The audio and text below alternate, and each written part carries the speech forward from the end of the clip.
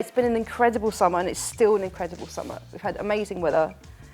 It's been the World Cup, and yeah, I mean, without a Glastonbury this year, I think it's freed up a lot of people's time to kind of, you know, go different days to different things, and probably go see more bands and have more days of festivals than maybe if someone had saved up all their money just to go to Glastonbury and do it all in like a couple of days or a weekend or 3 or 4 days.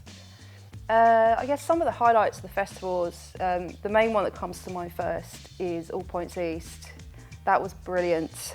And then we had Meltdown Festival, which this year was curated by Robert Smith. That was fantastic. And you had bands like obviously The Cure doing the last show, and 9 Inch Nails, Mogwai, Deftones, 65 Days of Static.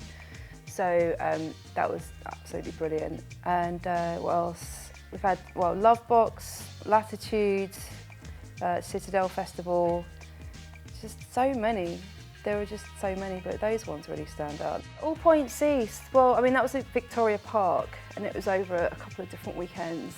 And I mean, I just thought that was such a great festival because you could kind of pick and choose which day or which weekend you came to. I mean, we had bands like Patti Smith Band, Nick Cave, Yeah Yeah Yeahs, LCD Sound System, Soulwax, Brick Smith Start, and lots of new upcoming bands as well. So that was a whole mix of very well established, you know, rock and roll, indie, dance, DJs, and then new bands coming through as well. And it was a really good family-orientated festival. Hyde Park has seen quite a bit of action as well this year. We had British Summertime Festival. So you had The Cure, Slow Dive, Editors, Rides, Goldfrapp, Miles Kane. The Hyde Park's brilliant. You know, the British Summertime Festival in Hyde Park's great. I saw the Rolling Stones there a few years ago. They have that big stage with the 2 trees. It's really important for festivals to represent each genre of music. And what's great about the kind of UK urban festival scene now is that there are lots of little, you know, more niche festivals that do specify in certain types of music.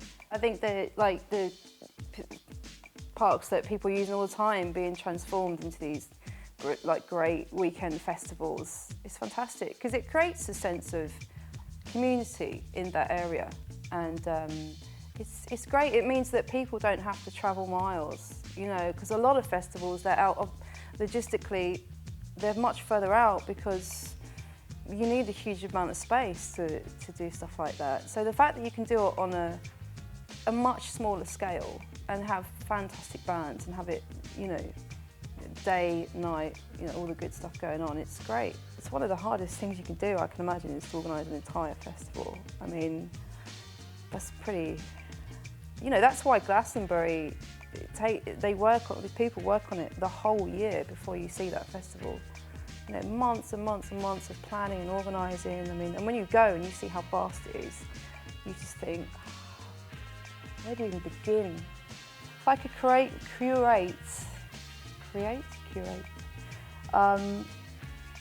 it'd probably be a good 3 or 4 days, and I'd have pretty much all the bands that I have on my radio show, all of them. I'd have a big unsigned stage with loads of new bands because I think it's really hard for new bands to get those gigs.